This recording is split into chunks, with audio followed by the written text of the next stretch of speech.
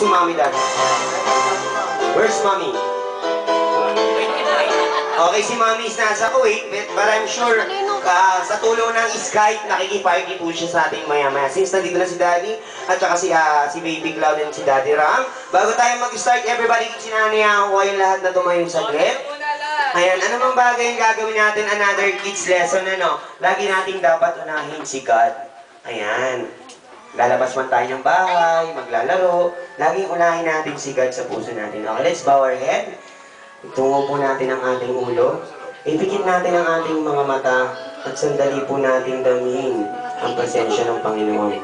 Panginoon, kami po ay muling lumalapit sa inyo sa hapon na to at nagpapasalamat po kami dahil ang bawat isa po sa amin ay iningatan niyo pong makarating dito ng ligtas.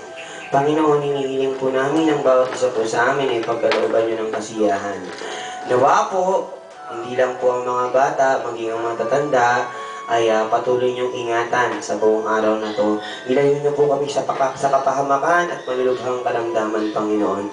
Panginoon, hinihiling din po namin ang mga papunta pa po dito ay gabayan ninyo ng makalating ng magtiwasay. At hinihiling din po namin ang aming birthday celebrant, si Baby Cloud, ay patuloy niyo pong palaking matalino, magalang, may pagmamalaki ni Daddy, ni Lolo, ni Lola. At higit po sa lahat, Lord, lumaki po sana siyang may takot sa Diyos. Panginoon, ito po lamang aming taimtim na samo at panalangin sa pangalan po ng inyong bugtong na anak, si Jesus.